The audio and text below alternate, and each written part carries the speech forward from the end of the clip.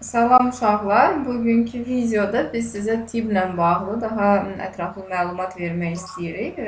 Əsas da tibb təhsili ilə və tibbi praktikanın, tibbi təcrübə ilə Almaniya üçün məlumat vermək istəyirik. Və bizim ekspertimiz İlkin Yunusadə hal-hazırda Almaniyada oxuyur. Həm də DəD təqaüdçüsü olub vaxtında. Sonra kurs təqaüdçüsü. İlkin özü biraz təqdim et. Zəhmət olmasa. Salam, hər vaxtınız xeyir, hörmətli dinləyicilər. Günay, sənə də bir daha salam. Deməli, mən hal-hazırda Hamburg Universitetinin 3-cü semestrində təhsil alıram. Keçən il, yəni 2014-cü ildə qəbul olunmuşdum. Və hal-hazırda, deməli, 3-cü semestrdəyəm və üzümüzə gələn növbəti semestr artıq fizikumu, yəni birinci dövlət imtahanı veririk. Amma yəni sənin də dediyin kimi bu praktika və digər tibb təhsili ilə bağlı suallar çoxdur və bunu hamı soruşur. Və sən də sağ ol ki, bu videonu belə təşkil etdin. Yəni sualları daha ətraflı izah edə bilərik inşallah. İnşallah sən də çox sağ ol ki, bizi məlumatlandırmaq istəyirsən bu barədə. Deməli, ən azından ən birinci, ən təməl məlumatı bizə ver. Almaniyada tibb təhsilinə başlamaq üçün ümumiyyətlə nə lazımdır? Yəni hal-hazırda tibb universitetinə qəbul olmuş Azərbaycanda tələbə nə etməlidir ki, Almaniyada tibb təhsilini davam etdirsin və ya yenidən başlasın?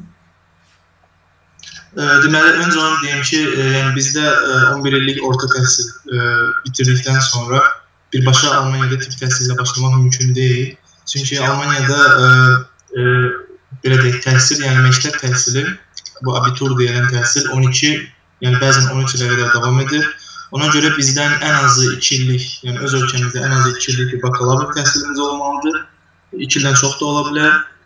Və yaxud 1 il bakalavr oxuyub, sonra gəlib burada 1 il studium kolleg. Yəni studium kolleg universitetdən öncə 1 illik xarici tələbələr üçün nəzərdə tutulmuş bir təhsil mərhələsidir. Və Almaniyada 36 tibb təhsili, yəni 36 tibb fakültəsi olan ali təhsil ocağı var. Demək olar ki, onların hardasa 34'ü pulsuzdur, yəni təhsil haqqı yoxdur. Yalnız 2 universitetdə semestri 600 avroya qədərdir, yəni çox da deyil. Onlar pulludurlar. Və qeyd edib ki, hamısı da 6 ildir, yəni. Universitetə qəbul olmaq üçün orta bal filan, yəni ümumiyyətlə sənədlər hara verir? Deməli, universitetə qəbul olmaq üçün bu prosedur biraz uzun bir məsələdir və çox ciddiyyət tələb edən bir prosedurdur. Çünki öncə sənədlər hamısı göndərilir Almaniyaya. Bir çox universitetlər Universitet vasitəsilə işləyir. Universitetlər haqqında və sənin də bir çox videoların olub və hər bütün forumlarda, internetdə kifayət qədər informasiya var bunun haqqında. Ona görə mən universitet haqqında danışmayacağam. Amma öncə onu deyim ki, ortalama bal çox yüksək olmalıdır. Yəni, belə deyək, Almanların bu sistemə çevirdikdən sonra 1,0'dan başlayaraq, bu ən yüksək baldır, tam 1,5, 1,6'ya qədər. Yəni artıq 1,5, 1,6 bu artıq kritik bir bal hesab olunur və bu balda, yəni bu qiymətdə sahib olanda təhsil ala bilmə şansı biraz azdır. Əlbəttə ki, yəni qəbul olanda dil sertifikatı, yəni tibb üçün yüksək olmalıdır. Misal üçün, biz testaf sertifikatı... Əlbəttə, deməli, Almaniyada bir qanun var. Alman dilində olan ixtisaslar, yəni tibb və hüquq təhsili Almaniyada yalnız Almaniyadır. Ola bilər ki, hansısa bir təhsil ocaqları ingiliscə təhsil versinlər, amma bunlar daha çox privat, yəni özəl universitetlərdir və tibb təhsili vermir, yəni tibb təhsili yoxdur. Yalnız bəzi tibb bacılığı və yaxud əczaçılıq, yəni bu ixtisaslar ola bilər. Okey, bir də ki, kimsə davam elətdirmək istəsə, belə bir şey mümkündürmü? Məsələn, 2-ci kursda, yox 3-cü, 4-cü kursda tələbə sıfırdan 1-ci kursdan başlamaq istəmirsə? Bəli, əlbəttə. Yəni, əslində Almaniyada yuxarı semestrdə qəbul olmalılar. Teoretik olaraq, yəni mən bunu deyirəm. Çünki, belə deyək, 1-ci kursdan təhsilə başlayanda xarici tələbələrin kvotası çox azdır. Yəni, haradasa 5%. Yəni, məsələn, mənim təhsil aldığım fakültə, Hamburg Universiteti tibb fakültəsi hər il 400 tələbə qəbul edir tibb fakültəsinə. Və onun haradasa, belə deyək, 5%, yəni 20 yer xarici tələbələrə verir, yəni qeyri-Avropa Birliyi ölkələrindən və təbii ki, və burada da bizə düşən faiz həddindən artıq aşağıdır və nəticədə növbəti illərdə gərək kimsə təhsilini dayandırmış olsun ki, həmin semestrə xarici, yəni başqa bir tələbə, belə deyək, addımlaya bilsin.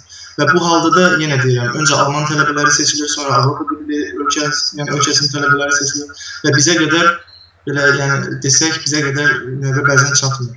Və özləri də yəni onsuz da deyirlər ki, çox az sayda tələbə olur ki, təhsilini dayandırmış olur və ona görə bu yəni belə etmək olar ki, məsələn təhsil aldığı illəri göndərirlər burada Almaniyada həmin o sənədlərin yoxlanılan bir mərkəz var, Düsseldorfda yerləşir. O mərkəz tərəfindən deməli sənədlər yoxlanılır və müəyyən qədər saatlar və fənlər tanınır. Yəni həmin o tanınan fənləri bu tələbə, yəni bu artıq tanınırdı. Yəni bunu oxumağa ehtiyac yoxdur. Sən də belə bir təcrübədən keçmirsən. Sənin nə qədər oxumuşdum. 4-cü kursda qədər tibb universitetində təhsil almışdım, yəni 3 il təhsil almışdım və mənim o 1 illik təhsilimin yəni yarısını tamamladılar. Çünki 2 illik təhsilimizi məktəbə bərabərləşdirdilər. Sən həmin dərslərə girirsən ya imtahanlarını verirsən? Mən bura 1-ci semestrə qəbul oldum, amma həmin dərslərdən azad olmuşam. Yəni o dərslər tam universiteti bitirənə qədər və sonra yəni diploma birbaşa yazılacaq. Belə olur. Yəni məsləhətim də budur ki, əgər kimsə yuxarı semestrə qəbul olmaq istəyirsə, düzdür, yoxlaya bilər və həmin o mərhələni keçə bilər, amma yəni yuxarı semestrə birbaşa qəbul olunma şansı çox aşağıdır. Məsləhət odur ki, 1-ci semestrə qəbul olsunlar və həmin o tanınan fənləri oxumayacaqlar, yəni o fənlərdən azad olacaqlar. Öz təcrübəmdən deyə bilərəm ki, yuxarı semestrdə elədir ki, kiminsə yeri boşalmalıdır, yəni kiminsə çıxarmalıdırlar universitetdən. O yer boşalandan sonra sizi ora götürsünlər. O da ki, bəlkə ildə 1-2 nəfər olar, kimin ki yeri boşalıb. Onu da təbii ki, Avropa ölkələrinin vətəndaşının daha qabaq çəkirlər və bizə demək olar ki, yer çatmır. Belə, qısaca, ya istəsən daha ətraflı ilə, əsas bizim məqsədimiz tibbi praktika ilə bağlı idi. Yəni, biraz praktika haqda məlumat verək. Sən özün də dedin ki, bəs yaxın vaxtlarda həm özün praktika keçmirsən və yaxın vaxtda yenə də özün praktika keçəcəksən. Ümumiyyətlə, Azərbaycandan gəlmək üçün, praktikaya dəvət almaq üçün nələri etmək lazımdır? Praktikanın növləri, uzun müddətli, qısa müddətli, bu haqda biraz bizə məlumat zəhmət olması verərdin. Bəli, aydındır. Deməli, əlbəttə ki, yəni Azərbaycanda tələbə olaraq Almaniya tibbi praktikaya gəlmək olar. Bunun yolu çox rahatdır, çox asandır. Təbii ki, bunun üçün öncədən yəni prosesə başlamaq lazımdır və universitetə qəbul olmaq üçün proses qat-qat bundan daha çətin görsənir və daha məsuliyyətlidir. Amma öncə onu qeyd edim ki, Azərbaycandan buraya praktikaya gəlmək üçün, yəni bu qədər məsafəni gəlmək, burada nələrsə öyrənə bilmək üçün və s. Azərbaycanda ən azından bir 3-cü kursu bitirmək lazımdır. Yəni nələrsə öyrənmək lazımdır ki, onları biz praktikada tətbiq edək və bacarıqları öyrənə bilək.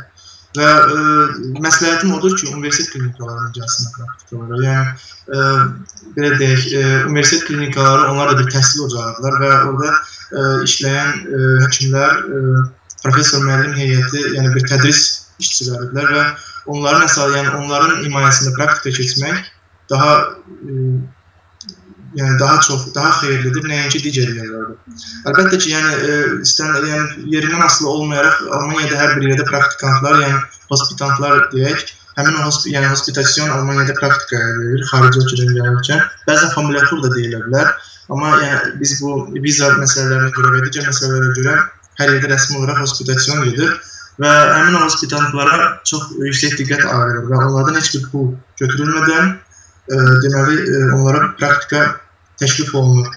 Deməli, praktikaya gələ bilmək üçün əsas şərtlərdən biri tibb tələbəsi olmaq, Almanlar immatrikulyasjonsbescheinigung deyirlər. Immatrikulyasjonsbescheinigung söz gedən tələbənin, yəni tibb fakültəsində, müəyyən bir universitet nəzdində tibb fakültəsində yazılı, yəni bu universitetin tələbəsi olduğunu sübut edən bir sənəddir. Və Azərbaycanda biz Azərbaycan tibb universitetində məsələn təhsil alan tələbə dekanlığından, yəni öz fakültəsinin dekanlığından lazım olan arayışı almalıdır.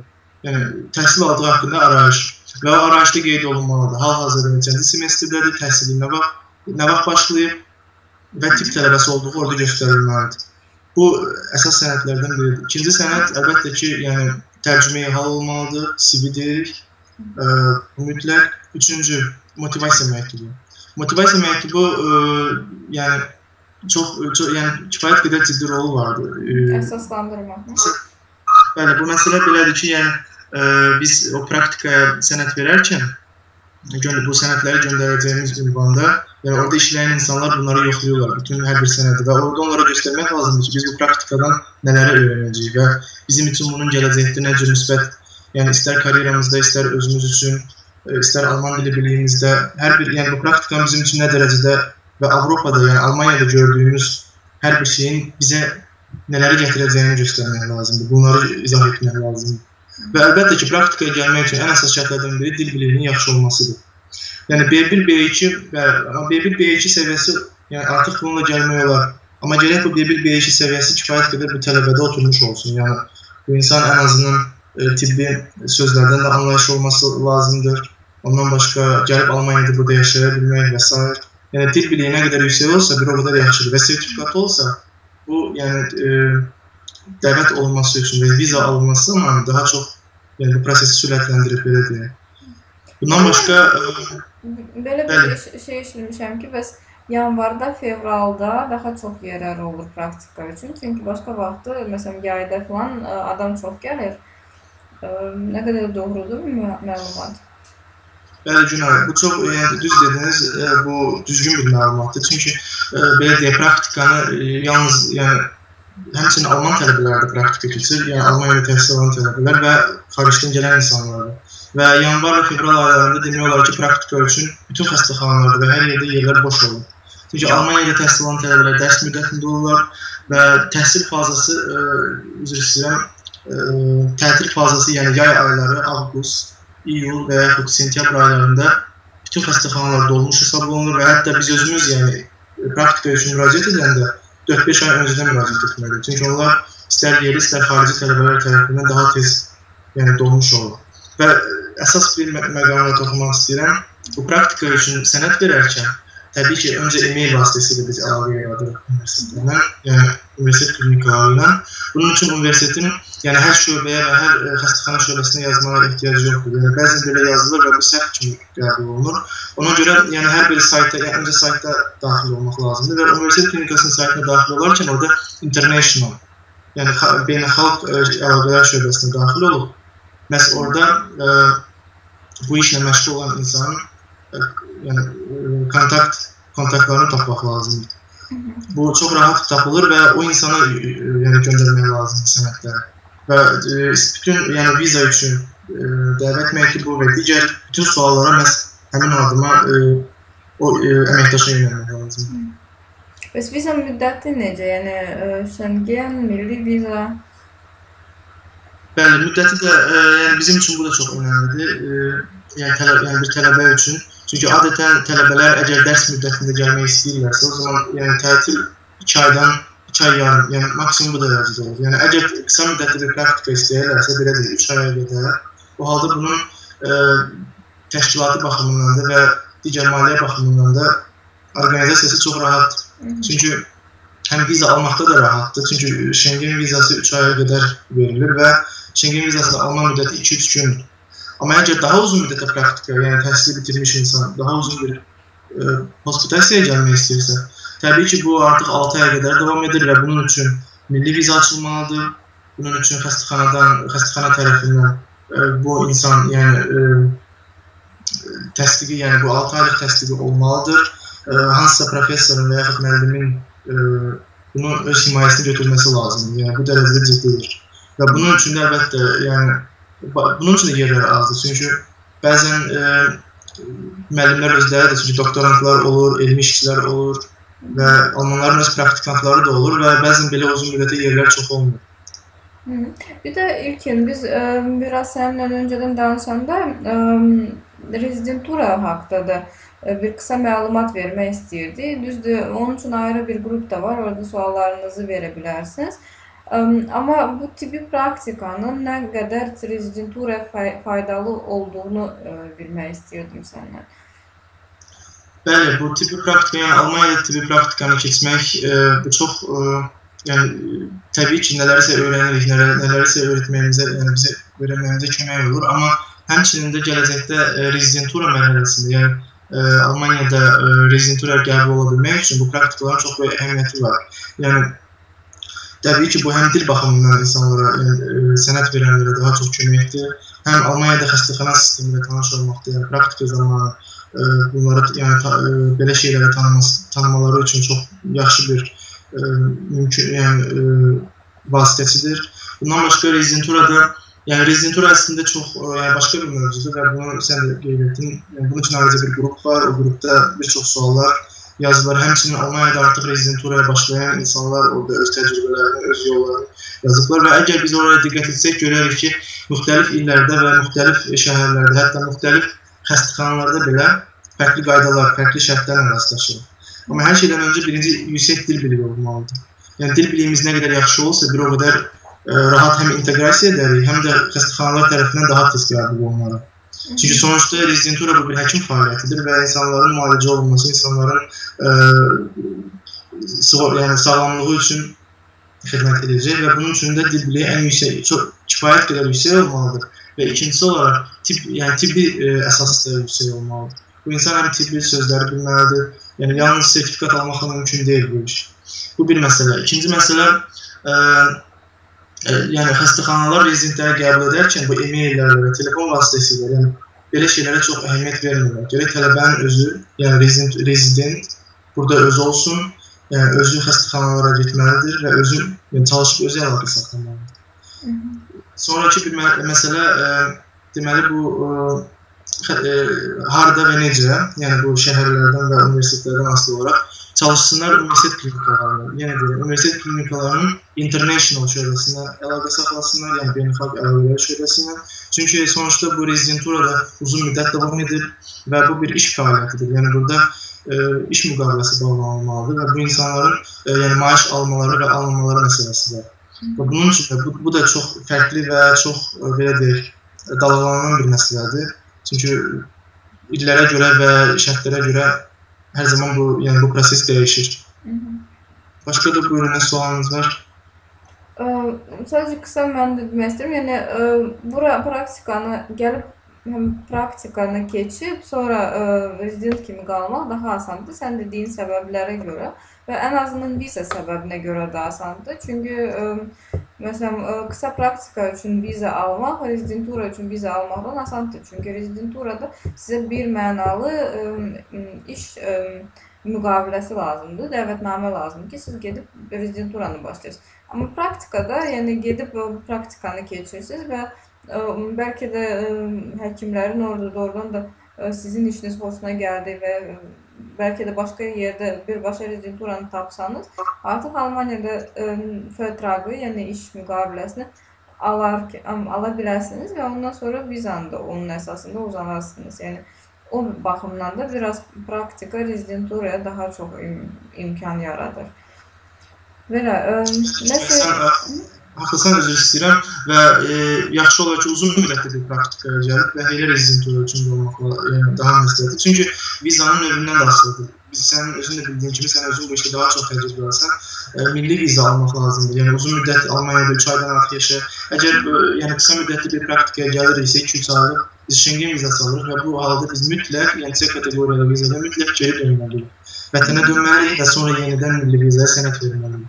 Və bu da işləri biraz uzadır. Çünki yəni xəstəxana tərəfindən bəli dəvət göndərilir bir rezidentura üçün. Amma səfirlikdə bir çox suallar yaranır. Bu insanın iş müqaviləsi, amma iş müqaviləsi bağlamaq üçün bu adamın özü burada olmalıdır.